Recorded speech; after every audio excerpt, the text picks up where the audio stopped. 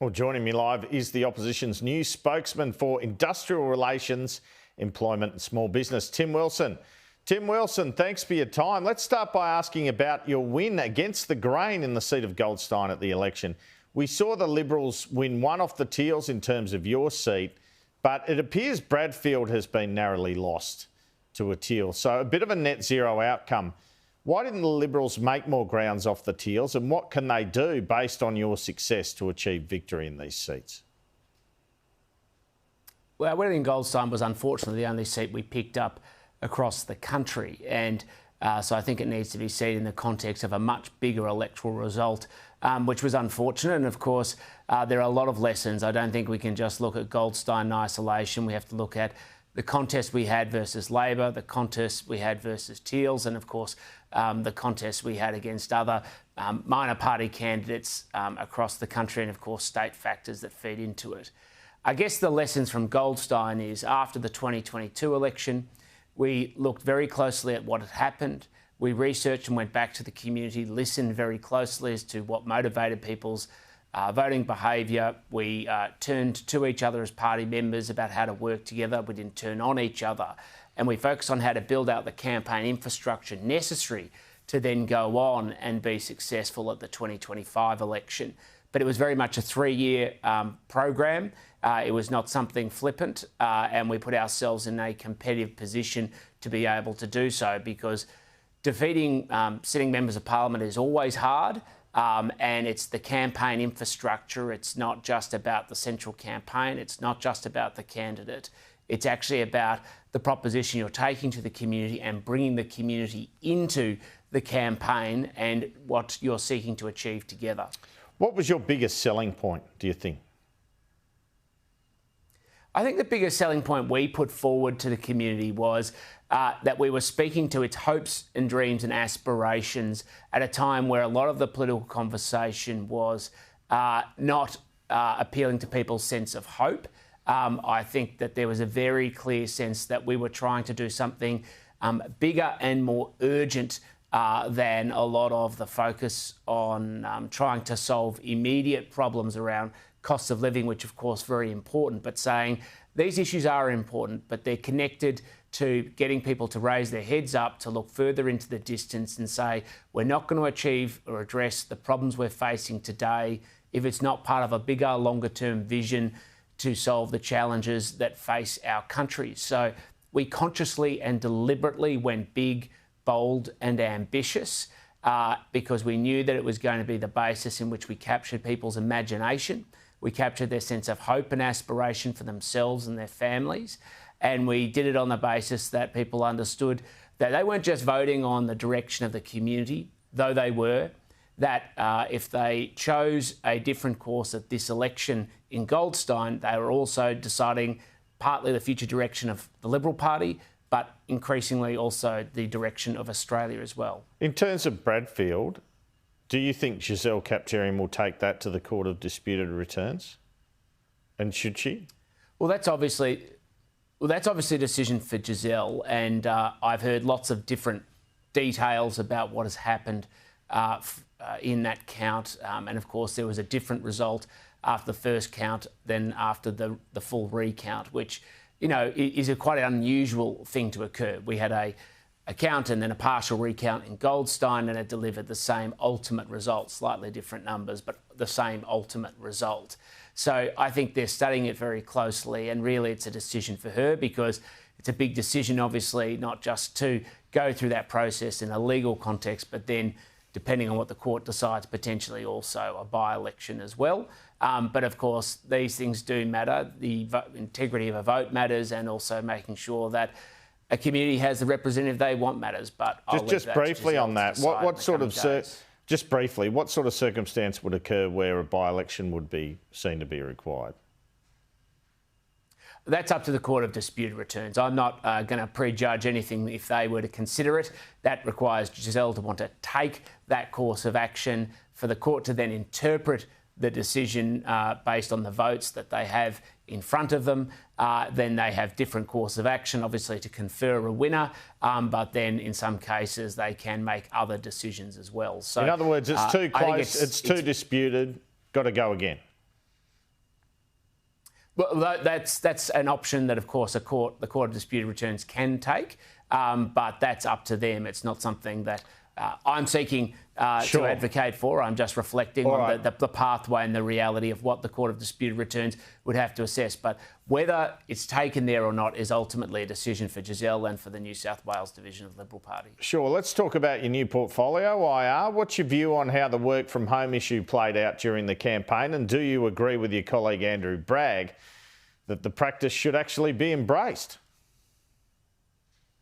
Well, my baseline as a Liberal is always that we want to enable people to have a sense of ownership and responsibility of their workplace arrangements in partnership with their employers. And so if employers can find a pathway and employees can find a pathway together in partnership for working from home because it works in their best interests, then that would always be the baseline on which I'd approach workplace arrangements.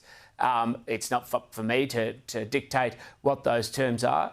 They have to be managed in terms of the productivity challenges that workplaces need to meet, and then how they're going to make sure they go through and meet the expectations. So when it comes to the politics of it, I think a lot of people looked at it and went, look, it was probably interpreted anyway as a heavy solution to what should be, for the most part, a productivity managed problem between employers and employees. And did you hear about that in Goldstein? Was that an issue for you? Were you having to mount arguments in relation to it, or point out the party had dumped the policy?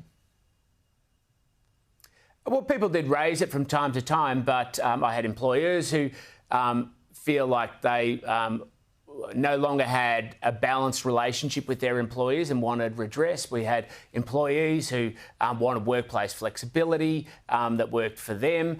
And I said exactly what I've just said to you now. In those circumstances, of course, the policy we actually put forward was narrowed specifically to the issues around workplaces in the context of public servants. But I think we probably could have made it clearer that this is a productivity challenge. We want to make sure that Australians are getting the best value for buck for their taxpayer dollars. I don't think any of that fundamentally has changed from our standpoint. The question is, how are we best going to be able to do that to get the best value and the best outcomes for the scarce tax dollars that we expect of Australians to contribute towards the welfare and benefit of the nation? So you spoke then about a productivity challenge. Andrew Bragg actually said it's good for productivity. Do you think you'll be bringing any sort of policy forward on work from home, or you'll leave it alone in your new role? I think we're going to bring forward lots of different policies, Andrew, in the lead up to the next election and before the next election. But I'm not going to box myself in and say we've got one specifically around that, because we do know that happy workers tend to be more productive. And there's certainly circumstances where people working from home can be more productive than they might otherwise be because of commute times, because of their capacity to balance out their work and family lives based on what their needs are. But it can vary circumstance to circumstance. I don't believe in one-size-fits-all policies.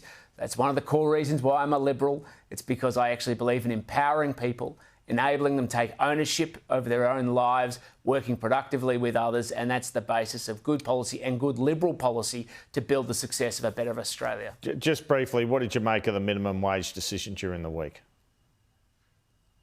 Well, I mean, as Liberals, we always support higher wages. The big question for all of us is, what is the government then doing to help small business to be able to afford them? They're not helping small business on tax. They're not helping small business on regulation. They're not doing anything to improve the overall economic conditions, which mean that small businesses are thriving. And so we've just got government milking small business more rather than empowering them to be in a position to afford these wage increases. And that's going to be the big challenge. We see the insolvency rates. If the answer to improving wages is seeing small businesses fall over, we're not actually improving opportunities for more jobs, better paid jobs. The Liberal solution to getting wages up is to have small businesses being successful, and that's the pathway that we can actually improve wages, whether or not a commission decides what the minimum wage rate is. Labor gave a lot of concessions on IR to unions and workers in the last term. Are there any in particular you think should be wound back? Well, we're reviewing all of our policy decisions or policy positions right now. But obviously we're actively looking at what the government has done and also what it is they're seeking to do in this term of Parliament, because our focus has to be how do we empower workers to take agency and ownership of their employment arrangements? How do we enable employers to maximise the opportunity to grow their businesses so that they can increase wages and opportunity? But how do we also do it in a way that meets that? Will you oppose legislating penalty rates then? Andrew, I'm not going to make policy pronouncements before I've seen anything on this program. But I'd also say one of the most important things we're going to face in this term of Parliament is new and emergent challenges in the space around industrial relations. A classic example, I've spoken about this already, and I know a lot of people are still getting their heads around the challenge, is going to be the emergence of artificial intelligence and how it's going to change the structure of the workplace. And if we don't actually grapple with this and lead into this challenge, we might as a nation find ourselves very much in a position of being uncompetitive. If you look at the employment uptake of US graduates that are exposed to AI, there's been a decline in the number of new US graduates that are getting employment to industries that are exposed to artificial intelligence. This challenge is coming at us. It's real, it's fast, and it's going to be one that we have to start to lean into as a country. And a lot of Labor's outdated thinking around industrial relations is based on the legacy of 19th century thinking. It's not based on where my focus is, which is building an employment environment for the 21st century. I want to ask about the government's super tax proposal. The government argues it only affects a small percentage of the population, rich people essentially. The government would say their changes still involve a tax concession. And I've revealed this morning under the plan you could elect to pay the tax out of your super, so you wouldn't have to sell the farm to pay it. What do you make of all that? Well, I think it's really quite cute of this government. They're now saying that under their family savings tax on unrealised capital gains, that if you pay the tax out of your superannuation, it's somehow going to make it easier. The point of this tax is it's going to force people to sell assets to pay the tax. And now they think that people have got all this cash just sitting around in their superannuation rather than it actually being there invested for the future and for future growth. But there's a real fundamental problem with this tax. You must have some liquidity, right? You must have some liquidity there. You must have some money there as well as the assets. So why can't people pay the tax out of that super by and large? Well, you're projecting onto people what they're doing in terms of their personal financial arrangements. That we don't have taxes like this that apply anywhere else. And this is the fundamental problem with this tax. It's based on a broken trust that many people now have with the government. Many people walked into the polling booth at the last election. They didn't think that the government was going to impose a new tax on unsold assets that was going to progressively creep into the superannuation balances of millions of Australians. We know now on the record that the Labor members of Parliament, Labor members of Parliament, turned up to community forums and said, no, this is not our policy. They then got elected and now they're going to go into the Parliament and back Jim Chalmers' family savings tax on unrealised capital gains tax in. This is a deep broken trust with the Australian community by some Labor members of Parliament like Matt Gregg and Deakin. And we've got to start to call it out because you can't have a new tax on unsold assets like they're proposing and think that they're going to get away with it. What approach do you think Anthony Albanese should take in his meeting with Donald Trump? And do you think there should be a lift in defence spending, and how should we pay for it? Well, of course, these are things that leaders Susan Lee and, of course, Angus Taylor, our defence spokesperson, would probably best to comment on. But I always expect Australia's Prime Minister to go into a meeting with any foreign leader and always stand up for Australia's national interest. And my expectation with the Prime Minister is to do that. But we know before the last election, our policy was that we saw a need to increase our defence spending after what we've seen is a real failure of this government not to understand the importance of defence in what the government's own white paper has said is one of the most challenging times since the end of the Second World War. So we do know we need to meet a challenge. We need deep cooperation with our allies. But how you steer that relationship is going to be one of the most important challenges of this term of Parliament. We know, of course, the President of the United States' job is to stand up for the best interest of the United States. There's a deep diversity of views about how and why he's doing that and whether he's doing it the right way. But we need to be clear-eyed about our Prime Minister doing and standing up for our national interest. And part of that is making sure we're brokering the partnerships on defence arrangements so that we can stand up for our own sovereignty as a nation. And more importantly, that we're backing ourselves as a country to have the resources we need and the defence spending we need to be able to secure that sovereignty with our allies. Tim Wilson, thanks for your time. Thank you.